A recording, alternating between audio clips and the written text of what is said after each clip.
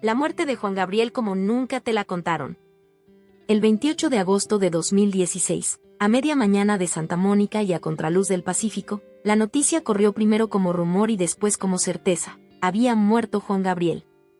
La frase, de tan improbable, sonaba mal dicho, no cabía en la cabeza que la energía que había hecho cantar a varias generaciones pudiera agotarse así, de golpe, con una firma clínica y un parte oficial. La muerte de un artista interrumpe hábitos públicos, las radios reprograman, la televisión improvisa, las plazas se llenan de flores, pero sobre todo altera rutinas íntimas. Quien lo escuchaba para barrer la casa perdió ese impulso, quien lo ponía para conducir de madrugada entendió que la noche sería más larga, quien lo cantaba para llorar supo que el llanto, ese día, vendría solo. Pocas veces un país sintió tan literalmente que se le iba la voz y, en la misma operación, que esa voz empezaba a ser de todos, sin dueño, hecha herencia. Para llegar a ese punto hay que caminar hacia atrás.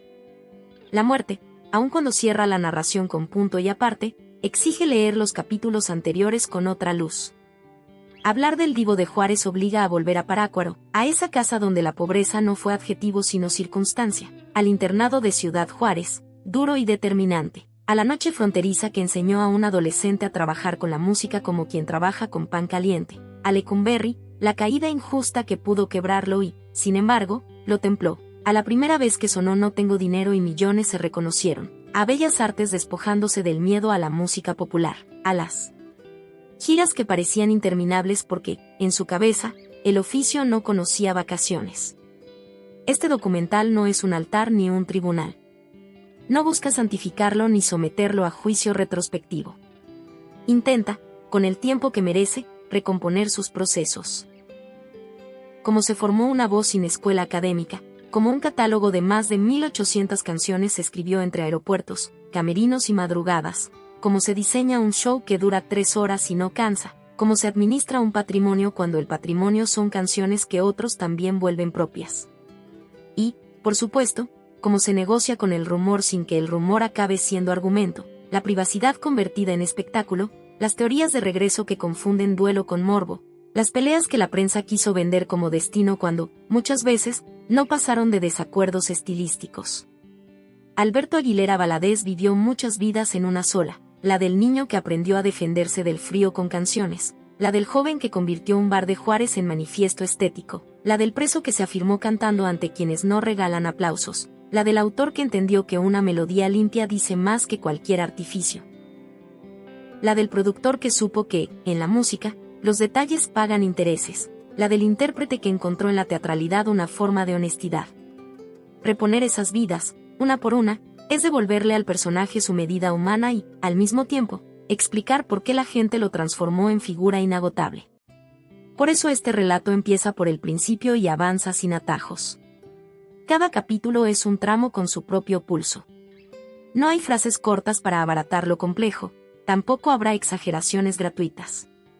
Lo que sí habrá es contexto y método, la infancia como escuela de resistencia, el internado como taller de disciplina, la noche como maestra de ritmo, la cárcel como accidente que se vuelve argumento, el debut como revelación, el ascenso como consecuencia.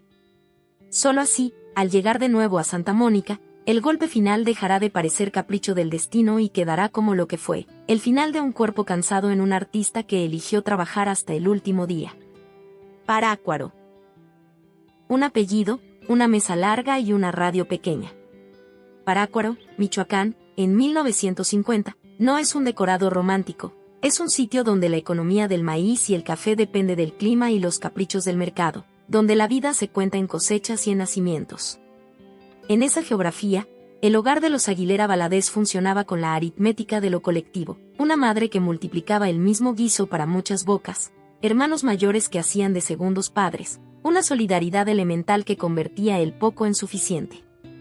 De ese reparto nació una lección que no encontrarás en manuales de canto: aprender a escuchar. Cuando hay 10 en la mesa, el silencio y la palabra se administran. Cuando el dinero alcanza justo, la imaginación se vuelve imprescindible.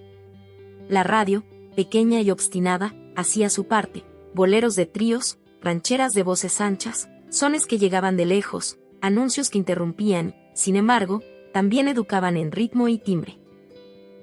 El padre, Gabriel Aguilera, arrastró una fractura de salud mental que derivó en internación. Ese vacío, que no se llena con discursos, moldeó temprano la identidad del menor. La ausencia paterna, lejos de convertirse en estigma, se volvió impulso. El nombre que elegiría de adulto llevaría al padre como bandera, no como fantasma.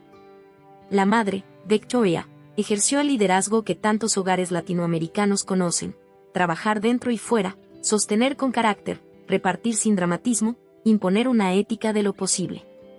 En ese sistema, Alberto entendió que el amor no siempre tiene flores. A veces se disfraza de regaño, a veces de repetición de hábitos. La escuela formal aportó poco en términos musicales, pero sí regaló rutina, entrada a una hora, salida a otra, tareas repetitivas que fabricaron paciencia. Más decisivo fue el universo de la calle. Los pregones, las bandas de viento en la plaza, los cantos religiosos a capela, los bailes de pueblo donde el micrófono mal ecualizado no perdona desafinados.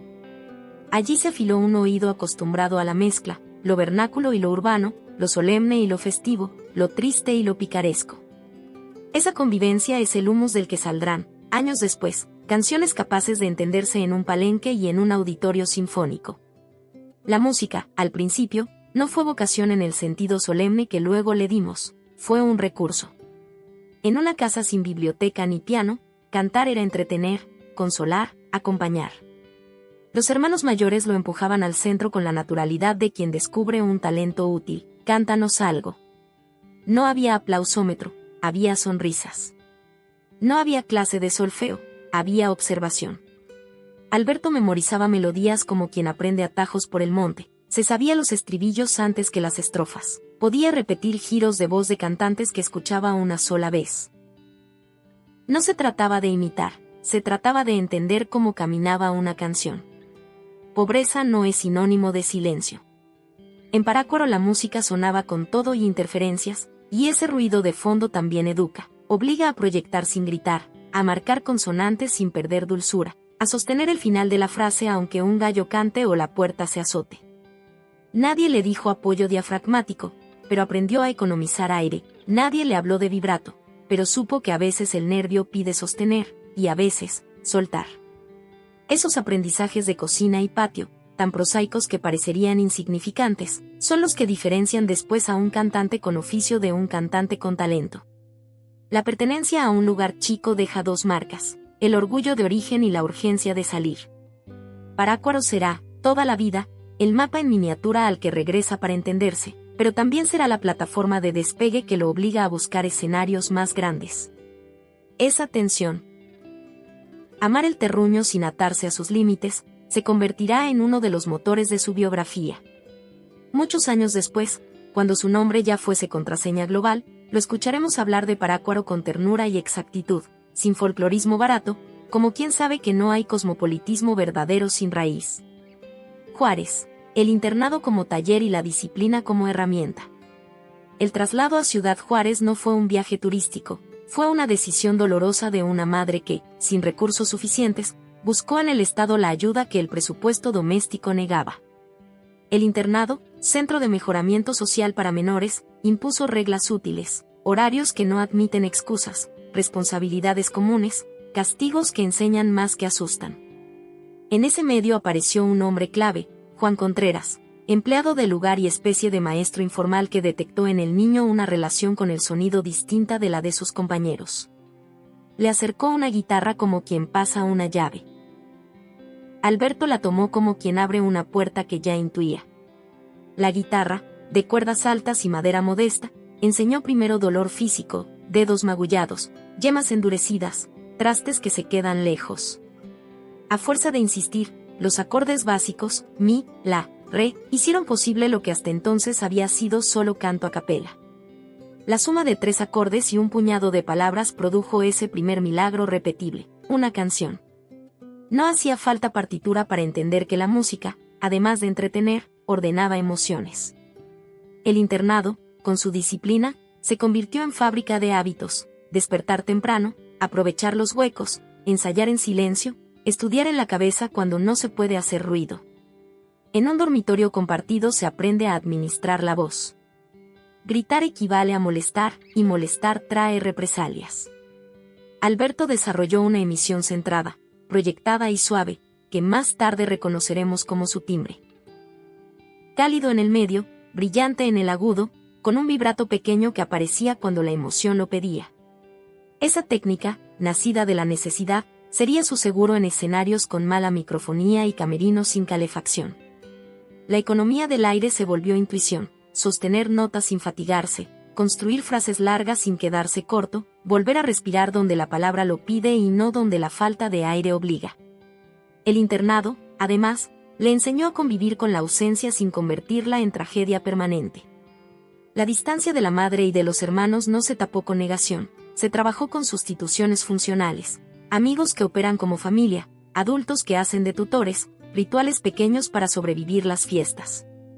Esa capacidad de armar comunidad sin parentesco será crucial después, cuando las giras obliguen a confiar la vida diaria a equipos de trabajo que cambian de ciudad cada semana.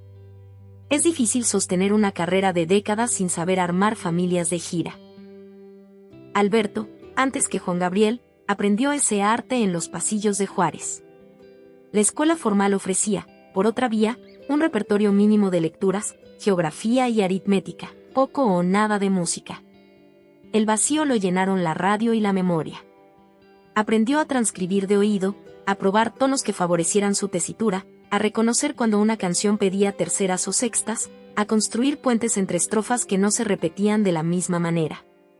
La teoría vendría después, en bocados dispersos. Lo urgente era resolver, cada día, cómo convertir la emoción en forma sin saber aún los nombres de esa forma.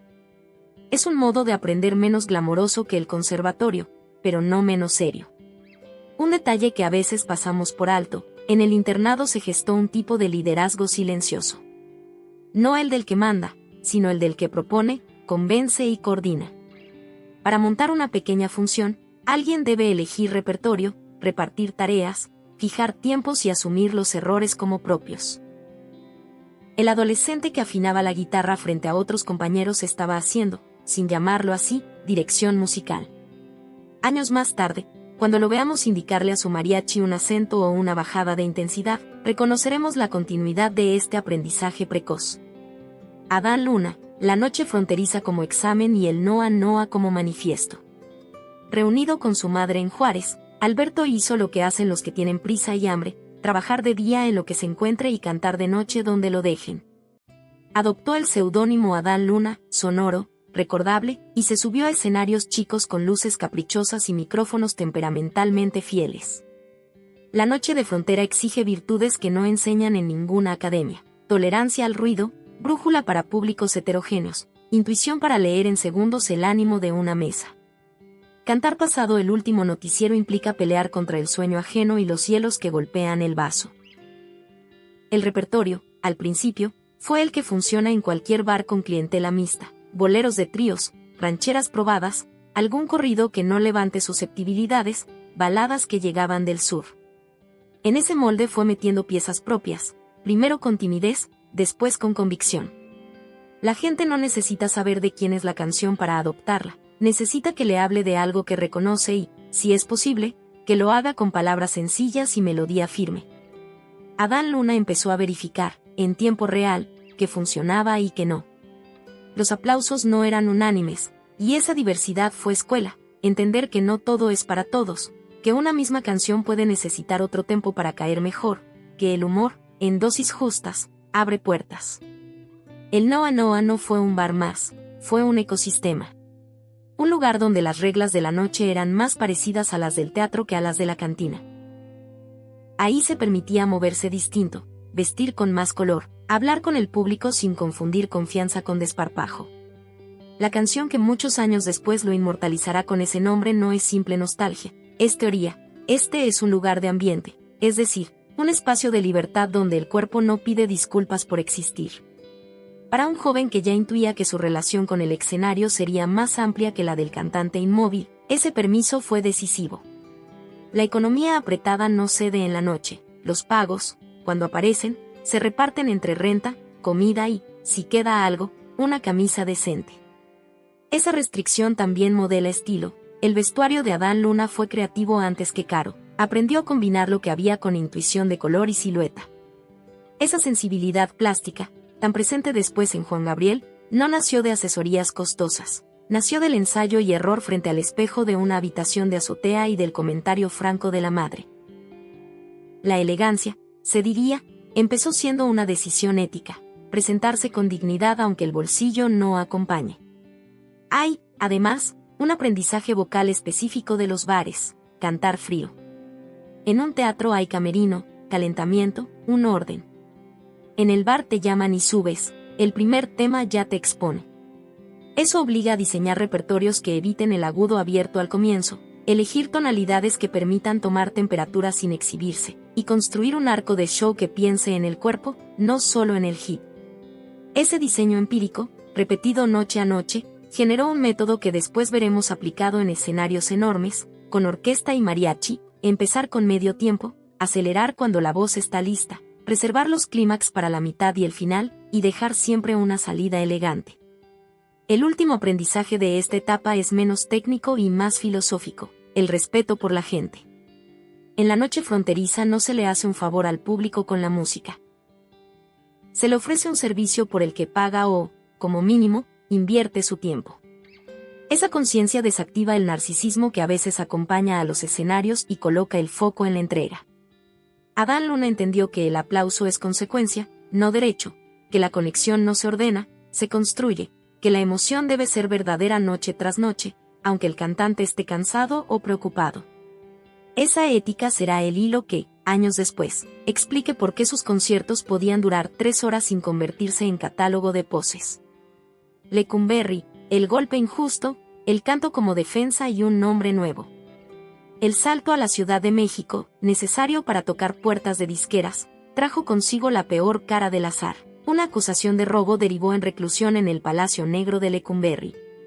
La prisión no fue metáfora, fue hacinamiento, humedad, miedo. El lugar en el que el tiempo se dilata y los días se parecen entre sí amenazó con devorar a un joven sin padrinos. La reacción de Alberto fue la de quien no negocia con la rendición, cantó. Primero para sí, después para los demás, al final para actos internos donde la música fue, literalmente, salvoconducto. En ambientes hostiles el arte no redime mágicamente, pero organiza el caos, da horarios, fabrica pequeñas metas, agrupa a los que necesitan olvidarse un rato de la reja. En ese contexto apareció la figura de Enriqueta Jiménez la Prieta Linda, actriz y cantante con olfato de talento verdadero. Lo escuchó sin condescendencia, es decir, con exigencia, y decidió involucrarse. Golpeó puertas, puso el cuerpo, dio su crédito personal, y esa cadena de actos, que a veces en los relatos se reduce a lo ayudó, significó, en términos concretos, que un joven provinciano tuvo un enlace confiable con productores que, de otro modo, ni lo habrían recibido. Lecumberri le quitó meses y le dio perspectiva. El mundo del espectáculo, con sus arbitrariedades, ya no podría asustarlo tanto como el pabellón de madrugada. La experiencia carcelaria dejó otras cicatrices, la desconfianza como reflejo, el valor de las lealtades comprobadas, la alergia a la burocracia que se esconde detrás de firmas y sellos. Esas huellas explican más tarde su manera de armar equipos, gente probada, oficiosa, que entiende que el tiempo del artista se cuida y el del público se respeta. Explican, también, su decisión de involucrarse en detalles de producción, no por capricho, sino porque aprendió que la omisión ajena se paga caro cuando el nombre en el cartel es el propio. Al salir, Alberto no regresó al mismo lugar. El mundo era el mismo, él ya no. En esa bisagra tomó una decisión simbólica y pragmática, renombrarse. Juan, por Contreras, el hombre que lo acercó a la guitarra en el internado, Gabriel, por el padre ausente que, al nombrarlo, volvía a la mesa. El nuevo nombre no borraba al anterior, lo honraba. En términos de carrera, además, imponía una firma comercial fuerte, recordable, con música propia en la pronunciación y un guiño íntimo en la semántica.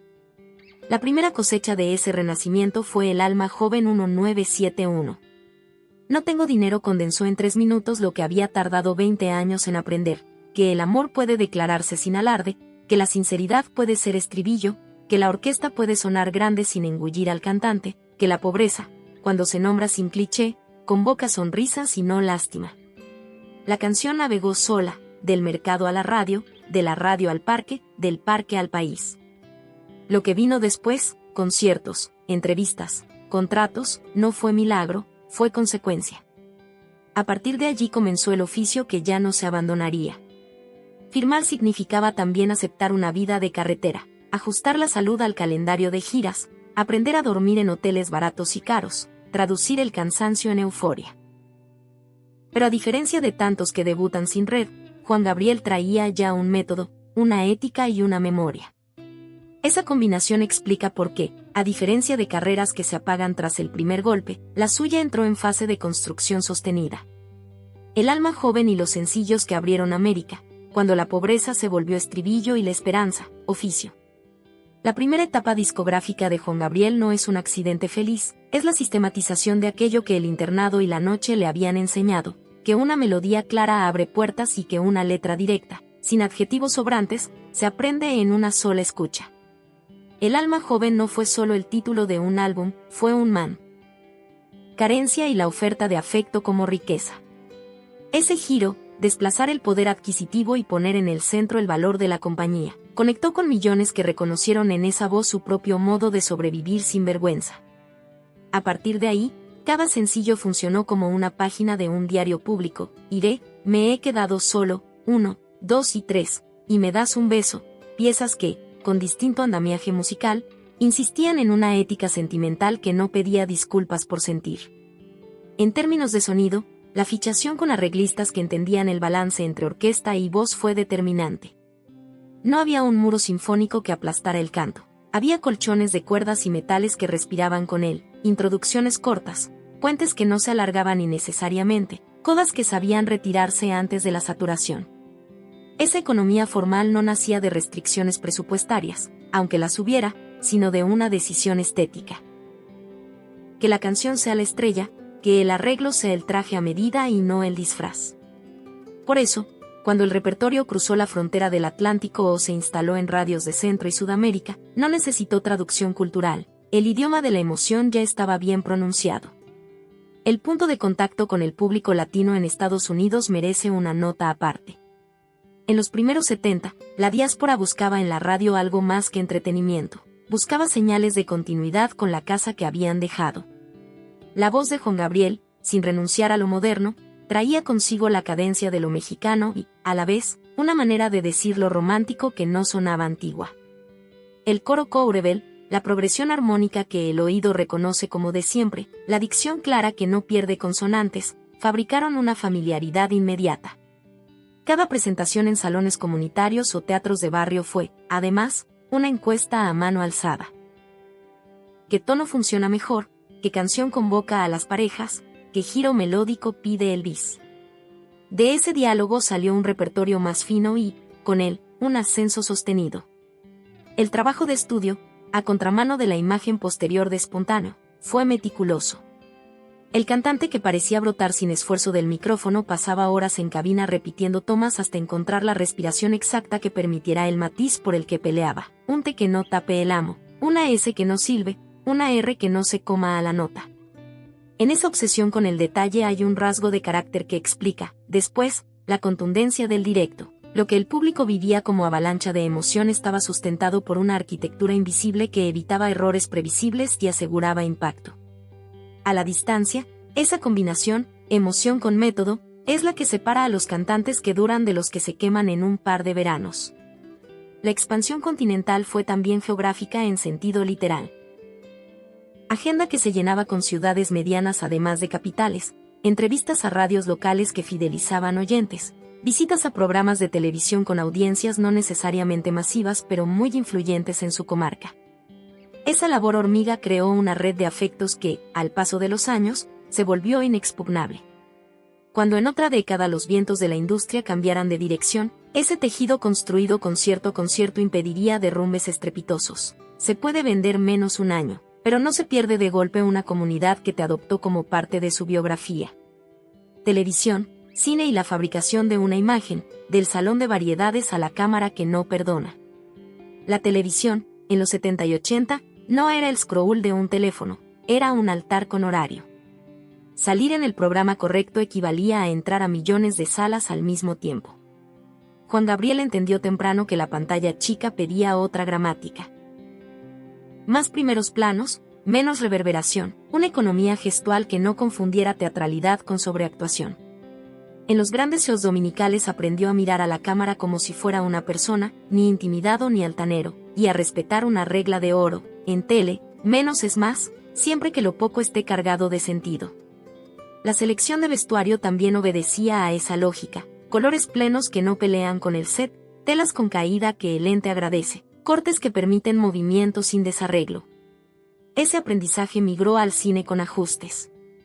La película no es el concierto filmado. Exige construir arco dramático y sostener un personaje que hable, calle y cante sin parecer tres personas distintas. En cintas donde su vida nocturna en Juárez se convertía en relato, el músico descubrió la utilidad de narrarse a sí mismo sin caer en la autoindulgencia, mostrarse vulnerable sin perder dignidad, mostrar el esfuerzo sin victimizarse, mostrar el brillo sin negar el costo. A nivel de industria, el paso por el cine tuvo una función empresarial clara: amplificar el catálogo. Cada tema en la banda sonora empujaba ventas del álbum, a la inversa, cada éxito en radio jalaba espectadores a la sala. La fabricación de la imagen, palabra a veces injusta, pero útil, se basó en coherencia, no en capricho. El pelo, el maquillaje sutil, la silueta de los trajes, el brillo medido de las telas, todo obedecía a un argumento: el cantante romántico que no reniega del color, el mexicano que no va disfrazado de México, el hombre que baila sin convertir el baile en coreografía que distraiga del canto. Esa coherencia permitió además un fenómeno raro: que sectores conservadores y públicos jóvenes lo aceptaran sin sentir que traicionaban su identidad. Es difícil sostener esa transversalidad, se logra a fuerza de pequeñas decisiones repetidas con disciplina. La televisión también fue laboratorio para el arte del medley. Esas secuencias de fragmentos de éxitos pegados con transiciones limpias que permiten recorrer, en pocos minutos, una década de trabajo. En términos técnicos, el medley es un desafío: cambiar de tono sin que el oído se resienta, ajustar tempo sin que el cuerpo del cantante lo pague, avisar al músico correcto el acento que viene. En términos simbólicos, es un acto de generosidad con la audiencia: sé que no puedo cantar todo, pero procuraré que te vayas con la sensación de haberlo escuchado. Esa cortesía, repetida, construye reputación de artista que piensa en el otro.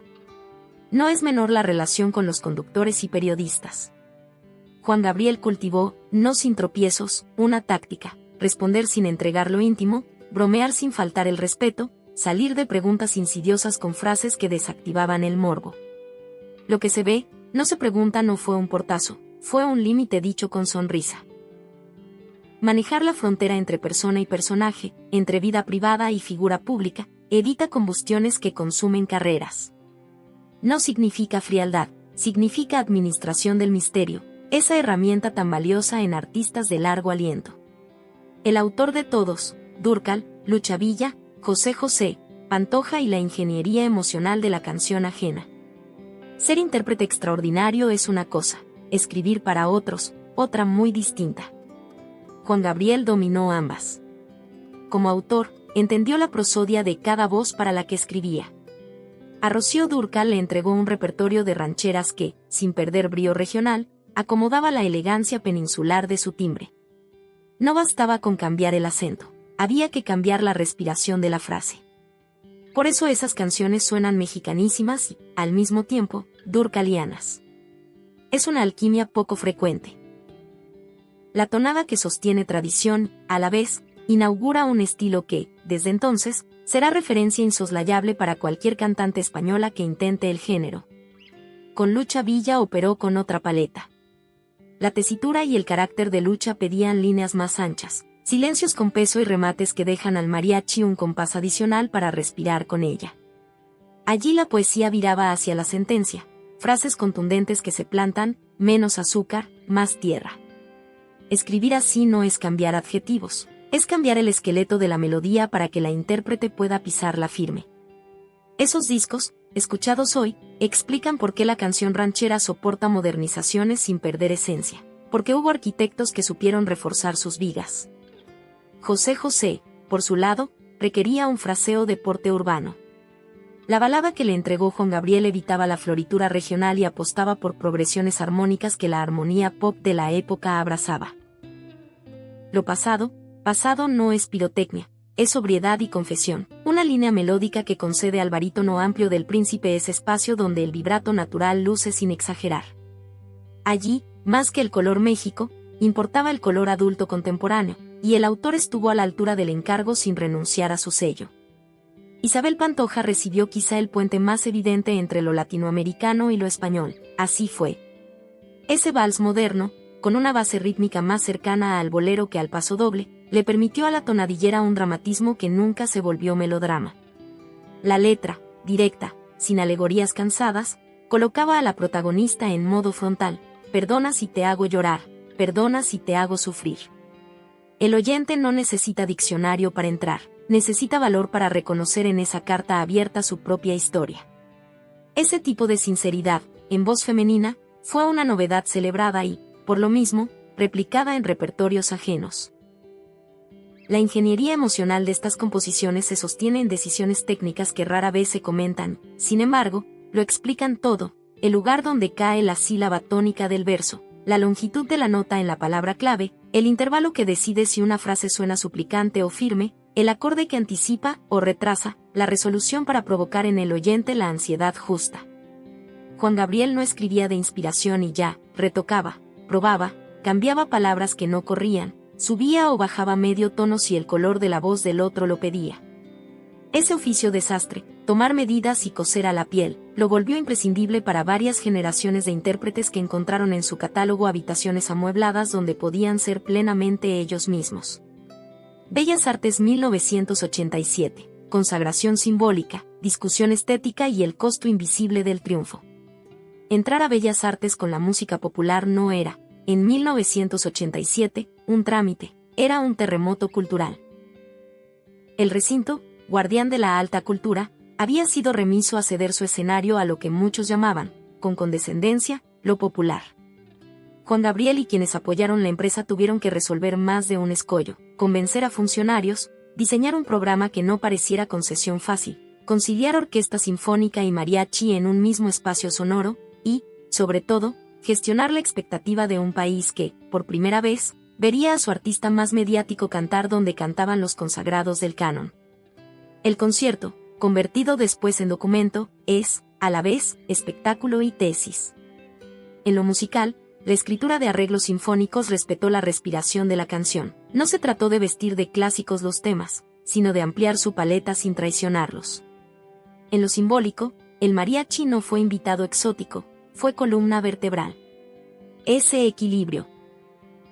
Violines con vibrato largo y trompetas con ataque de plaza, maderas que tejen contrapuntos donde antes había órgano, consiguió lo impensable: que los guardianes del repertorio sinfónico no se sintieran traicionados y que el público de la radio no se sintiera expulsado. Fue, en términos de política cultural, una jugada maestra. No faltó la resistencia. Parte de la crítica especializada se preguntó si el salto de la plaza al mármol no implicaba blanquear la música popular, despojarla de su ruido vital para volverla aceptable en salones de traje oscuro. La respuesta, más allá de comunicados, la dio la puesta misma: en el escenario hubo emoción, humor, cercanía, y una orquesta que, lejos de encorsetar, respiró con el cantante.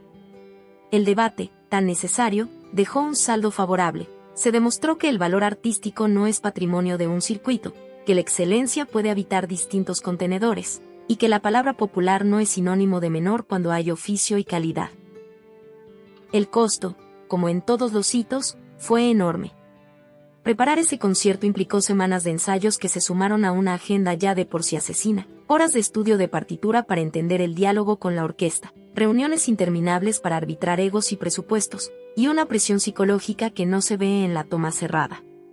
El cantante, que esa noche parecía inagotable, había llegado al escenario después de un proceso que le exprimió la energía como pocas veces. Lo que el público vivió como triunfo, y lo fue, dejó, sin embargo, una deuda con el cuerpo que se pagaría después: subidas de tensión, noches de insomnio, una exigencia interna que elevó aún más el listón para todo lo que viniera. A cambio, la escena dejó imágenes que consolidaron su mito. El gesto de dirigir a la orquesta con una mirada, el abrazo al mariachi como declaración de pertenencia, la manera de agradecer al público sin discursos, solo con segundas partes generosas y vices que no parecían calculados sino necesarios. Bellas Artes fue, así, menos un ascenso que una comprobación. La música de Juan Gabriel y, por extensión, la música popular mexicana bien hecha, podía habitar cualquier espacio sin pedir perdón. La consagración tuvo, paradójicamente, un efecto democratizador, abrió puertas para otros y obligó a los curadores de la cultura a revisar prejuicios. Años 90, reinvenciones, pausas, pleitos y el regreso que llevó por título un agradecimiento. La década de los 90 encontró a Juan Gabriel con una fama que ya no necesitaba presentación, a la vez, con un tablero industrial mucho más difícil que el que había conquistado en los 70.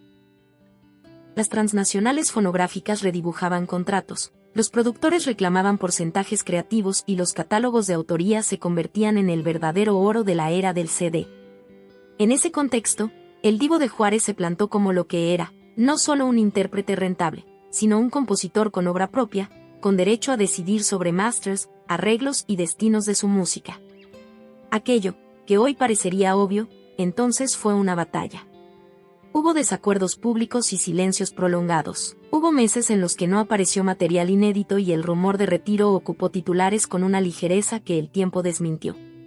Lo que para algunos fue ausencia, para él fue consolidación, ordenar contratos, cuidar su patrimonio intelectual, blindar su nombre para que el negocio no devorara al artista. Esa pausa estratégica tuvo un desenlace que habla de su inteligencia narrativa. Cuando volvió a grabar un álbum de canciones nuevas, eligió titularlo como una carta abierta, gracias por esperar. No era un giro de mercadotecnia sin alma, era la frase exacta para restablecer el pacto con su audiencia. Sé que la industria hizo ruido a mi alrededor, sé que estuve menos, sé que falté, y aquí estoy. El repertorio de ese regreso no exhibía ansiedad por actualizarse a modas fugaces. Mantenía las señas de identidad, melodías de memoria instantánea, letras de sintaxis transparente, puentes que despegan la canción sin perderla, e introducía variaciones sutiles en la producción, teclados más contenidos, baterías menos reverb, metales en su lugar. La madurez no se proclamaba, se oía. En paralelo, los proyectos con mariachi de principios de la década colocaron otro pilar en su arquitectura de largo aliento. No eran discos de tradición por cumplir, eran demostraciones de que la canción mexicana podía respirar con arreglos actuales sin perder la verticalidad de trompetas, el abrazo de las violas o la puntería de los guitarrones. Allí el autor hacía algo más que pasar temas a mariachi, escribía para ese formato pensando en la voz que la acompañaría en las plazas, en las serenatas, en las fiestas. Por eso esas versiones se volvieron canónicas, porque nacieron con el oído puesto en el afuera, en la calle, y no solo en el estudio. La consecuencia fue doble, fortaleció su raíz mexicana ante un mundo que comenzaba a voltearse hacia el pop anglo, y preparó un repertorio que en el directo rendía como muy pocos catálogos en castellano. Las giras noventeras, vistas hoy, lucen como una universidad itinerante de producción escénica en América Latina. Fue afinando una gramática propia. Oberturas instrumentales que instalaban climas sin robar protagonismo, secuencias de medleys que daban muestras representativas para que nadie saliera diciendo faltó tal, interludios donde el mariachi tomaba el frente para que la voz respirara sin que decayera la intensidad, y dices que se decidían con el oído en la sala, no desde una escaleta rígida. Ese arte del ritmo del show, evitar valles de energía, administrar picos vocales, alternar tonalidades para cuidar la tesitura, es una ciencia discreta que solo dominan los que han vivido 1000 noches distintas. Y ahí Juan Gabriel exhibía un olfato de zorro viejo, si el público venía caliente, extendía, si estaba nostálgico, aterrizaba en balada, si el recinto pedía baile, abría cancha a los metales. También en esos años se acentuó un rasgo que sus músicos recuerdan con igual mezcla de agotamiento y admiración, el ensayo como religión. No había espectáculo de rutina. Un cambio de ciudad, de acústica, de tamaño de escenario implicaba revisar entradas, checar monitoreo, mover semicorcheas en la base, corregir acentos de violines, recolocar al coro para que la imagen sonora no se desbalanceara. Ese método, que en el artista menos dotado se percibiría como manía, en él era condición para que la emoción pareciera espontánea. El público recibía la avalancha, detrás, había ingeniería invisible. En el plano personal, los 90 no fueron años de sosiego idílico.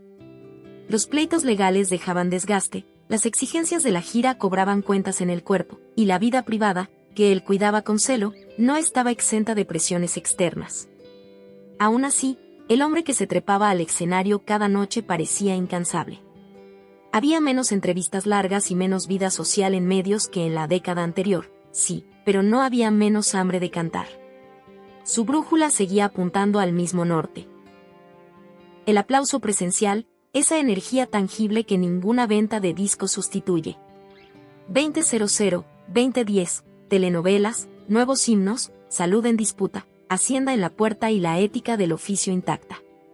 El inicio del milenio le trajo a Juan Gabriel un fenómeno que, a primera vista, pudo parecer colateral y terminó siendo central: las telenovelas. Colocar un tema como cortina en horarios estelares multiplicó audiencias, rejuveneció su alcance y, sobre todo, instaló nuevas canciones en ese lugar íntimo donde la música se asocia a rutinas hogareñas, cenas familiares, sobremesas interminables. Abrázame muy fuerte, por ejemplo, no solo fue un éxito de radio, fue frase colchón de cada noche para millones que, sin ir a un concierto ni comprar el CD, la escuchaban religiosamente entre capítulo y capítulo. Desde el punto de vista del negocio, el movimiento fue quirúrgico. Cada punto de rating empujaba reproducciones, ventas, contrataciones y, de paso, colonizaba generaciones que no lo habían vivido en los 80. En esos mismos años, el artista entró y salió de controversias fiscales que, como suele ocurrir, crecieron en el eco mediático al calor del misterio de sus finanzas. Hubo requerimientos, aclaraciones, abogados que hablaban en su nombre y comentaristas que elevaban a dogma lo que apenas era especulación. Él, fiel a su estilo, no forzó pleitos en C. Rabajo. Es un capítulo delicado porque en la memoria popular la cifra ruidosa se impone sobre la resolución técnica, pero lo que deja como enseñanza en su biografía es otra cosa: la convicción de que el artista que maneja catálogo vasto y regalías globales debe profesionalizar su administración. A partir de entonces, su entorno cercano se volvió más exigente con auditorías, contratos y licencias, no por paranoia, sino por higiene. La salud, mientras tanto, empezó a dibujar curvas. No era un secreto que la vida en ruta cobra intereses: usos horarios, aviones, altitudes, cenas tardías, garganta calzada con aire acondicionado, el metabolismo hecho acordeón. Circularon diagnósticos en sobremesas periodísticas: diabetes, problemas de presión, cuadros respiratorios, y aparecieron fotografías donde el cansancio se marcaba más de la cuenta. Sus músicos, discretos, hablan de una ética que desarma: podía llegar molido, pero si el público estaba, él se encendía. Para proteger la voz, ajustó repertorios, ensayó apoyos distintos, bajó tonos en determinados segmentos, reorganizó el orden de canciones para repartir esfuerzos. No se trataba de esconder la edad, se trataba de seguir rindiendo con inteligencia, sin vender humo. Artísticamente, vivió un renacimiento creativo que no responde solo a nostalgia. Volvió sobre su propio repertorio con una idea clara: no regrabar para remasterizar vintage, sino reimaginar con arreglistas que respetaran la melodía original, a la vez, la envolvieran con timbres contemporáneos. Ese trabajo de curaduría de sí mismo encontró su forma perfecta cuando decidió invitar voces de distintas generaciones y géneros a cantar con él. El resultado no fue una antología de duetos por cumplir, fue un atlas de cómo su obra conversa con lo que vino después. El público leyó ese gesto como lo que fue: un acto de generosidad estética y, de paso, una declaración de vigencia que ninguna campaña puede manufacturar si la música no aguanta. Las plazas se llenaban otra vez con ferocidad y el circuito de palenques, auditorios y arenas le abrió puertas habituales y nuevas. Se cuidó el diseño escénico con una obsesión de relojería: tarimas a alturas que favorecieran el movimiento sin riesgos, iluminación que evitara sombras crueles en cámara, pantallas que no compitieran con la canción sino que la subrayaran con visuales sobrios, cambios de vestuario medidos para no romper el relato. Esa dramaturgia del concierto, cuando alcanza su punto, hace una cosa muy simple y muy rara: que el espectador sienta que estuvo cerca aun si estaba en la última grada. Con él, esa ilusión de cercanía no era un truco, era su manera natural de habitar el escenario. 2011, 2016. El fenómeno de los dúos, la ingeniería de los últimos shows, señales que estaban ahí y no quisimos ver. La proliferación de colaboraciones en la década de 2010 podría haberse percibido como tendencia de época. En Juan Gabriel fue, además, estrategia de fondo. Grabar con artistas jóvenes de pop, regional, tropical o urbano conectó nichos que rara vez se cruzan sin fricción. Cada dueto era un puente y, a la vez, una clase de composición aplicada. Cuánto dejar para el invitado, dónde conviene el contrapunto, qué adorno vocal conviene no repetir para que la mezcla suene fresca. ¿Qué tonalidad favorece a ambos sin sacrificar carácter? La mano del productor que fue toda su vida se notaba en los detalles, entradas que calzan, líneas que se responden, silencios que respiran. El resultado fue un fenómeno transversal de ventas, streaming y taquilla que lo reposicionó ante quienes habían nacido cuando él ya era leyenda. El diseño de los shows de esos años revela cuánta ciencia cabe en la emoción. La banda base trabajaba a 2 velocidades, una para balada, otra para los números de baile. Con una sección rítmica que alternaba baterías orgánicas y percusiones latinas según el repertorio. El mariachi entraba y salía como puntillazo de identidad, nunca como postal folclórica. Los metales tenían arreglos que evitaban el cliché y los coros doblaban o abrían terceras con un oído pop que no arruinaba la ranchera. La consola de monitores no era mero trámite. Se calibraba cada tarde para que la voz recibiera en Ennio exactamente lo que necesitaba para frasear sin forzar. Quien ha visto de cerca ese cuidado entiende por qué un repertorio de más de 30 canciones puede rodar 2 horas y media sin derrapar. Los vestuarios de esa etapa, más sobrios en corte, igual de generosos en textura, respondían a un criterio práctico y visual. Telas que permiten transpiración sin perder caída, tonos que la cámara digital agradece, bordados que se leen en la cercanía sin convertirse en ruido en el plano general. Hay una estética de madurez brillante que lo favorecía. Menos estridencia, más elegancia, menos guiño, más autoridad. Esa decisión visual comunicaba algo que la música confirmaba. No era un artista que se disfrazaba de su yo joven, era un señor de los escenarios que sabía exactamente dónde estaba su poder. Y, sin embargo, estaban ahí las señales. Un paso más corto que antes en determinados pasajes, una respiración más audible al final de frases largas, la decisión de bajar medio tono algunas piezas largamente asociadas a su tesitura original, la presencia, al costado del escenario, de personal médico atento y discretísimo, la alternancia de noches de fuego y noches de administración milimétrica. Nada de eso arruinaba el show, todo eso contaba una historia que solo se entiende completa cuando se mira hacia atrás. Él, tosudo, conserva lo más difícil, la dignidad de un artista que no se arrastra por su leyenda. Seguir cantando no era terquedad, era su manera de vivir. El precio, lo supimos después, era alto.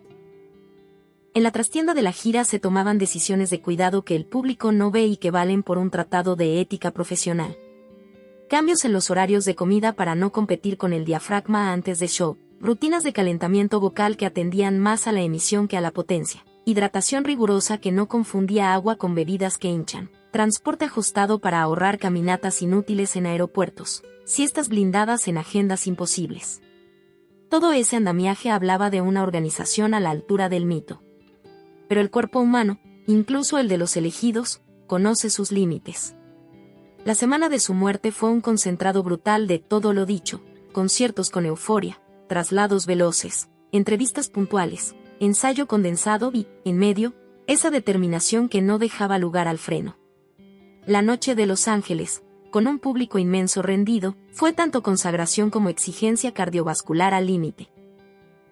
Quien haya visto el registro recuerda los brazos abiertos, el coro masivo en Querida, el mariachi apretando la sala, y también ese gesto que hoy leemos de otro modo, la mano al pecho en un par de ocasiones, la inclinación que tarda medio segundo más en recuperar el eje. Son signos que aquella noche no tuvieron importancia para la mayoría. La vida, por última vez, pidió factura. Santa Mónica, cronología de los últimos días, el parte médico, el duelo público y el trazado legal que siguió al silencio. La cronología de los últimos días, reconstruida con testimonios, agendas y partes oficiales, no necesita adjetivos para estremecer. El 26 de agosto se presenta en el área de Los Ángeles con la seguridad de quien ha domado 1000 plazas y el hambre de quien todavía se sorprende del grito colectivo.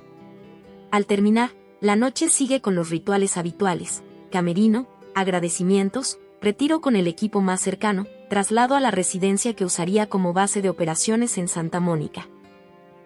El 27 es, como tantas veces, un día doble, descanso activo, recuperación vocal, hidratación, revisión de escaleta y coordinación logística para lo que venía. Los que convivieron con él hablan de ánimo alto, cansancio visible pero controlado, confianza en el oficio. Nadie, absolutamente nadie, imaginó el desenlace. La mañana del 28 de agosto estalla la noticia en cadena. Encontraron a Juan Gabriel sin respuesta en su habitación. Personal cercano solicita auxilio. Llegan servicios de emergencia. No hay posibilidad de revertir el daño. La oficina del forense de Los Ángeles fija causa: infarto agudo al miocardio, con antecedentes de enfermedad aterosclerótica cardiovascular. Términos fríos para un hecho que desgarra. La muerte no ocurrió en un hospital, no tuvo minutos de despedida de novela, no concedió un último discurso. Fue fulminante, casi silenciosa, como si el cuerpo se hubiera negado, de pronto, a seguir obedeciendo a la voluntad que lo había empujado siempre. El anuncio oficial produjo ese fenómeno raro que solo ocurre con figuras bisagra. Los medios detienen su agenda, las plataformas de streaming reorganizan portadas, las radios desandan listas, las señales de noticias cruzan recuerdos y reportes, y en la calle se arma, sin productor que lo ordene, el velorio más grande del continente. En Ciudad Juárez, el Noa Noa vuelve a ser lugar de peregrinación simbólica. En Parácuaro, Michoacán, las plazas se llenan de parlantes improvisados que devuelven amor eterno. En la Ciudad de México, el Palacio de Bellas Artes abre sus puertas para un homenaje que, por segunda vez, lo pone en el centro de la institucionalidad cultural. En Los Ángeles, la diáspora mexicana canta como si el coro pudiera torcer lo irreversible. Todo eso ocurre en las primeras 48 horas. El duelo colectivo, más que un gesto de nostalgia, es un mecanismo de defensa. Millones necesitaban comprobar que no estaban solos en esa pena. El tratamiento de los restos se ajusta a decisiones familiares que, como siempre, abren debates que a nadie sorprenden. Cremación en Estados Unidos, traslados con cuidado extremo, ceremonias públicas y privadas que intentan conciliar la necesidad de despedida del pueblo con el derecho de los suyos a llorar sin cámaras. La urna con cenizas viaja, el país la acompaña, y se instala ese extraño consuelo de cantar a coro mientras se pasa frente a un recipiente pequeño que guarda lo que quedó del cuerpo de quien llenó los escenarios más grandes. Bellas Artes vuelve a ofrecer su mármol para una vigilia de aplausos y lágrimas. La música hace lo que sabe: cuidar. Apenas se apagan los reflectores del primer tramo del duelo, se enciende otra luz, más árida y necesaria, la de los papeles. Testamento, albaceas, regalías, propiedades, sociedades, marca registrada, licencias de uso, porcentajes de derechos de autor, de intérprete y de productor. La herencia de un creador prolífico no es solo dinero. Es un tejido jurídico que, si no está claro, se transforma en laberinto sin salida. En los meses y años siguientes, esas discusiones ocuparon juzgados, noticieros y sobremesas. Era inevitable: un catálogo que suena a toda hora en media América no se administra en una servilleta. Que esos procesos hayan sido, por momentos, ásperos, no contradice la esencia que importa. La obra siguió sonando, los proyectos póstumos se cuidaron con respeto variado, y el público, que no litigia, conservó lo suyo, que es la memoria. El silencio físico de Juan Gabriel dejó, paradójicamente, más voz que nunca. En cada aniversario, resurgen inéditos limpios y homenajes con acierto y errores, suben reproducciones en plataformas que antes ni existían, renacen teorías extravagantes que juran que está vivo y regresará tal día, empujadas por voces de colaboradores o personajes que encontraron ahí su minuto de fama. Nada de eso altera la sustancia. También quedó flotando, más nítida, la pregunta que atraviesa su historia: ¿hasta dónde un artista debe forzarse por amor al escenario? No hay respuesta unívoca. En su caso, la respuesta fue su vida entera, hasta donde el cuerpo aguante y un paso más. Ese paso de más, que nos regaló noches inolvidables, fue, también, el último. Lo que nunca contaron, versión ampliada del rumor, la intriga y las grietas del silencio. Hay muertes que apagan una vida y hay muertes que encienden un relato. La de Juan Gabriel pertenece a la segunda categoría. La versión oficial: infarto agudo al miocardio, mañana de 28 de agosto de 2016, Santa Mónica, fue tan contundente como fría. Sin embargo, en el mismo instante en que el parte médico se volvió titular, apareció otra corriente, subterránea y poderosa, la de quienes no aceptaban el final y comenzaron a construir una contrahistoria. Se habló de presiones fiscales inaplazables, de una supuesta vigilancia sobre contratos internacionales, de propiedades en disputa y de un artista que habría preferido hacerse humo para proteger lo suyo. No hubo documento que avalara esa fantasía, pero en la imaginación colectiva, sobre todo en quienes lo acompañaron media vida, la posibilidad de que él eligiera su salida no era absurda, sino romántica. El rumor encontró combustible en un gesto que con el paso de los días se volvió fábula: volverá tal día. Un ex colaborador aseguró ante cámaras una fecha precisa para su reaparición, un 15 de diciembre que llegó y pasó como pasan los eclipses que solo existen en el deseo. Ese anuncio no fue una anécdota menor, inauguró una industria del regreso inminente que se reprodujo en programas de chisme, canales de video y cadenas de mensajería. Se filtraron audios atribuidos a un Juan Gabriel oculto, fotografías borrosas de supuestos avistamientos, testimonios de choferes y jardineros que juraban haber visto a un señor idéntico entrando por una puerta trasera. En paralelo, la realidad avanzaba con la parsimonia de los expedientes: acta de defunción, decisiones familiares sobre honras y cenizas, reordenamiento administrativo del catálogo, homenaje en Bellas Artes. La distancia entre el sueño del fan y el trámite del mundo jurídico jamás había sido tan notoria. Otra veta de lo nunca contado envolvió a la herencia. El tamaño de la obra de Juan Gabriel: más de 1000 canciones registradas, grabaciones propias y producciones para terceros, masters, derechos de ejecución pública, sincronizaciones, licencias de marca, convirtió su legado en un tablero delicadísimo. Aparecieron voces que se presentaron como herederos de sangre, representantes de representantes, parientes en segundo o tercer grado, amistades entrañables que reclamaban espacios simbólicos que el derecho positivo no reconoce. Se discutieron testamentos, se revisaron firmas, se nombraron albaceas, se pelearon porcentajes. El público, que no litiga, asistió con asombro a titulares que mezclaban lo sentimental con lo patrimonial como si fueran la misma cosa. No lo son: el amor no confiere propiedad, y la propiedad no confiere amor. También circularon historias sobre sus últimos días en ruta, detalladas con minucia por miembros de equipos que no buscaban escándalos sino explicación. Se habló de un calendario implacable, de ciudades concatenadas sin margen para una recuperación profunda, de noches con la adrenalina arriba y mañanas con el cuerpo en huelga, de mareos puntuales y episodios de fatiga que el profesionalismo disimuló.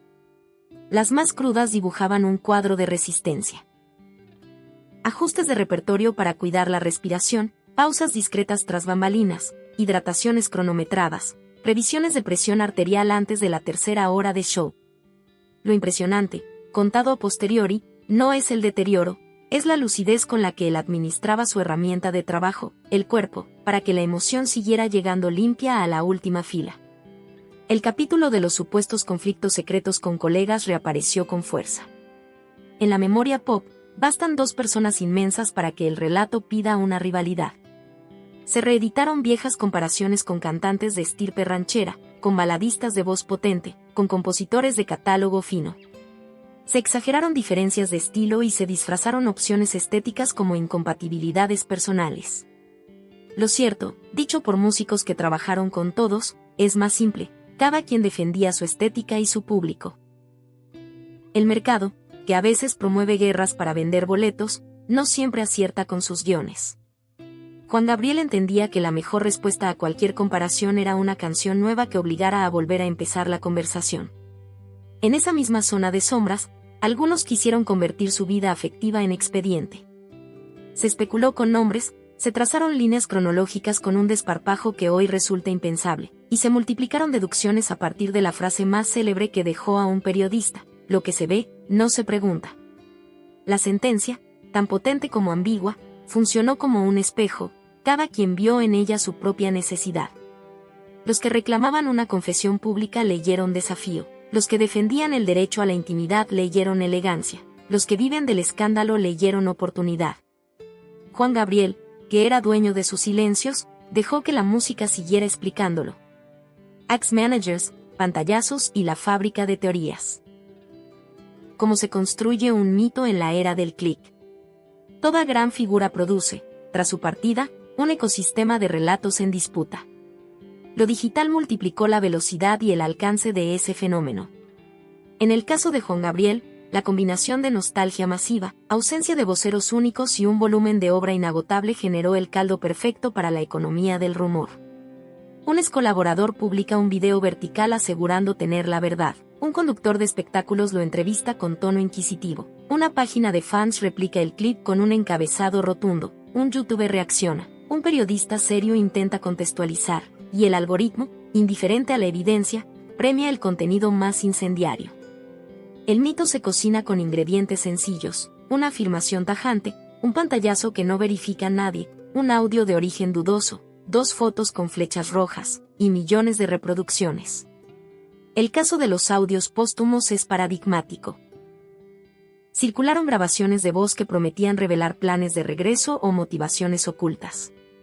En un mundo donde la clonación vocal por inteligencia artificial ya es doméstica, la prudencia debería ser regla, pero la tentación del titular manda.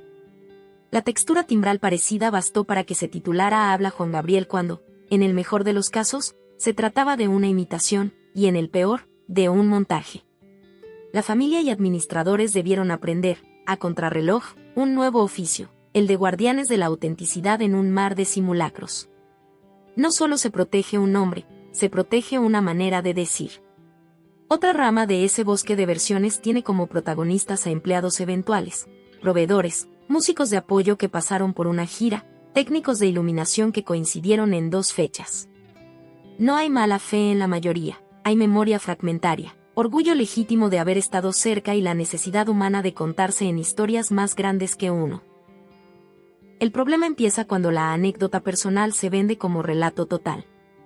Un ensayo atrasado se vuelve síntoma de crisis, un cambio de setlist, señal de conspiración, una cancelación por logística, prueba de boicot.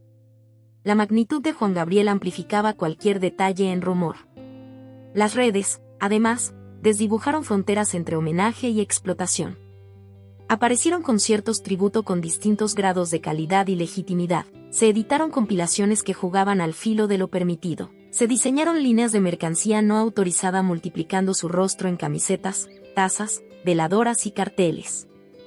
En paralelo, hubo proyectos cuidados, reediciones con notas técnicas decentes, curadurías que explicaban contexto, duetos póstumos trabajados con respeto a la melodía y a la dicción original. El público, que no es tonto, aprendió a distinguir. La vara de Me. Unta que no depende de abogados. ¿Por qué necesitamos creer que sigue vivo? Parte de la respuesta es técnica. Las obras grandes resisten la muerte de su autor porque se vuelven parte del habla común, y parte es emocional. Aceptar que no habrá un bis es aceptar nuestra propia finitud. Pocas figuras en la música mexicana habilitan tan claramente la ilusión de inmortalidad como él. Su repertorio se canta en bautizos y funerales, en serenatas y divorcios, en karaokes y estadios. Mientras una multitud siga aprendiendo querida de memoria, la biología tendrá poca influencia sobre el mito. Un último elemento redondea el engranaje, los dobles. En plazas y teatros, artistas talentosos han creado carreras enteras recreando sus gestos, vestuarios y fraseos. Para muchos públicos, esos shows alivian el duelo, para otros, confunden. Hay intérpretes finísimos que anuncian con claridad que se trata de homenaje, y hay quienes insinúan ser el regreso con una ética más discutible. La administración del legado ha debido, en ocasiones, trazar líneas. Juan Gabriel es un nombre, pero también una marca, una obra, una manera. Cuidarlo no es capricho, es garantizar que lo que lleve su sello refleje el estándar que él imponía cada noche.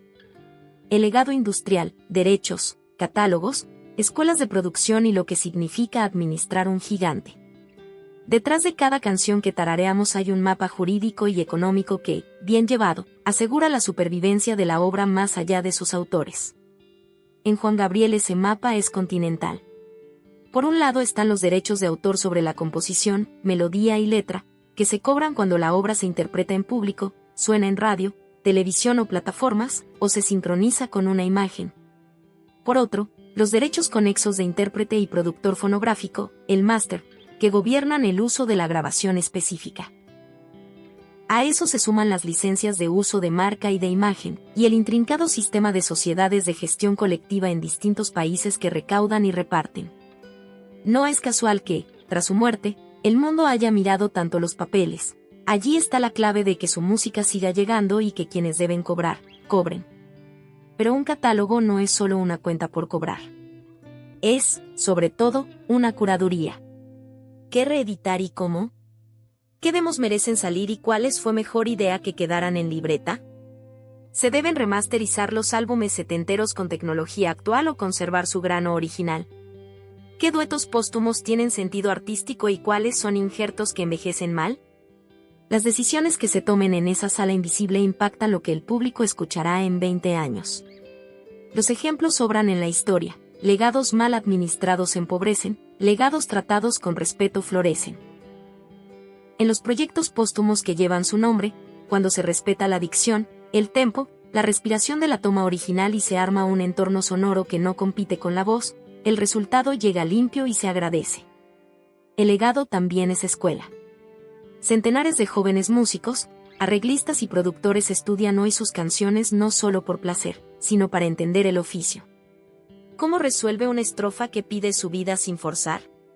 ¿Dónde coloca el puente para que el regreso al coro parezca inevitable? ¿Qué hace con la armonía cuando quiere que el mariachi y la base pop no se estorben? ¿Cómo administra la tesitura en un set de 30 temas sin castigar la garganta? En talleres de composición, su obra aparece como ejemplo de claridad, versos que conversan con el habla, melodías que memorizas a la segunda vuelta, estribillos que se instalan en el cuerpo sin necesidad de trucos baratos. En clases de producción, su manera de escribir arreglos con la voz, pidiendo acentos, afinando ataques, se estudia como una forma de dirección musical. En la industria del directo, dejó manual. Secuencias de show que respetan el reloj emocional del público, decisiones de bar en que sirven a la canción y no al efecto, pantallas que no secuestran el ojo, diseño de sonido orientado a la voz, no al volumen. Esa gramática se percibe hoy en conciertos masivos que, sin copiar gestos, han aprendido del cómo. Y en el negocio del entretenimiento, su diversificación temprana es materia de case study, autor que es a la vez productor de otros, que entiende el valor de su publishing, que negocia sus masters, que se sienta en la cabecera cuando se habla de sincronizaciones y licencias. Detrás del artista había un gerente lúcido.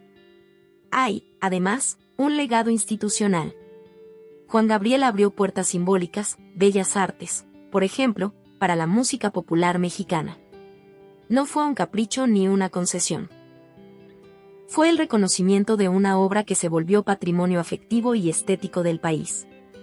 Ese gesto elevó la discusión pública sobre jerarquías culturales, obligó a críticos renuentes a escuchar sin prejuicio y permitió que otros artistas de lo popular aspiraran a escenarios históricamente reservados.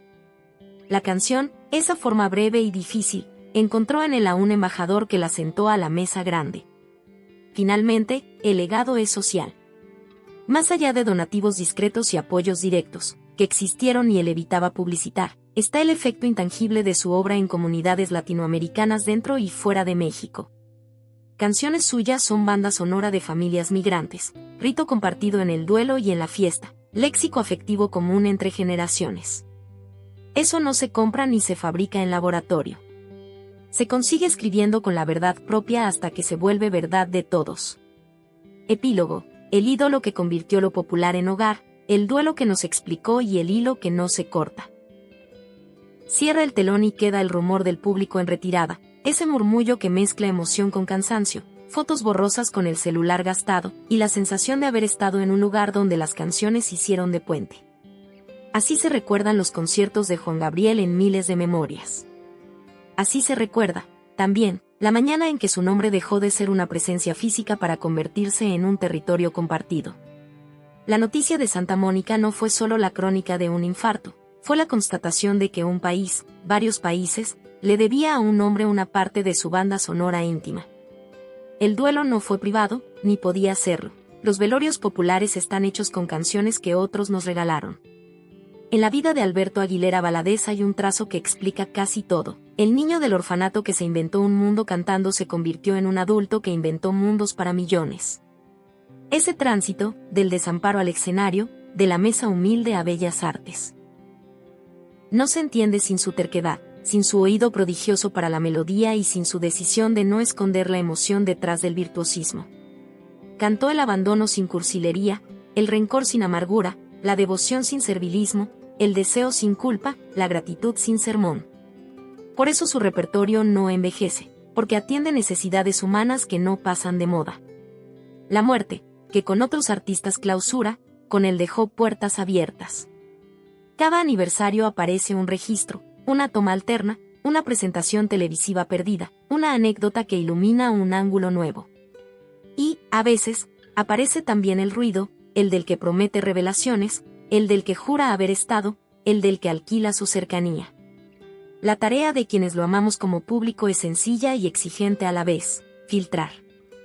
Elegir lo que honra sobre lo que explota, lo que suma sobre lo que distrae, lo que devuelve al centro lo único que importa, las canciones. El epílogo de una vida así no puede ser de bronce. Debe ser de aire, porque es en el aire donde su música sigue viviendo. En un coche atravesando la frontera, en un mercado de barrio, en una casa donde hoy se llora una ausencia, en una boda que promete demasiado, en la garganta de un mariachi que aprendió de memoria los acentos para no traicionar la prosodia, en un set de DJ que mezcla Hasta que te conocí con un beat contemporáneo sin que nada chirríe. Todo eso ocurre ahora mismo mientras lees. Así de viva está la obra. Y queda el aprendizaje que él no escribió en ningún manual, la ética del oficio. Ensayar hasta que la emoción parezca natural, cuidar la voz como se cuida el pan de la mesa, respetar al público que pagó con su tiempo y su dinero, pagar a los músicos a tiempo, conocer los papeles que gobiernan la propiedad de tu trabajo, decir gracias sin impostura, y cantar con alegría incluso cuando la vida aprieta. Si un joven pregunta qué significa ser artista en nuestra lengua, bastaría con ponerle un concierto entero y decirle esto. Si este viaje por la muerte de Juan Gabriel como nunca te la contaron te ayudó a mirar su historia con otros ojos, desde el niño que cantaba para no estar solo hasta el gigante que convirtió estadios en sala de estar, te invito a suscribirte al canal para seguir construyendo, juntos, documentales largos, respetuosos y apasionados sobre las voces que nos hicieron y nos siguen haciendo. Aquí la memoria suena. Aquí la música cuenta. Aquí las leyendas no terminan, cambian de escenario.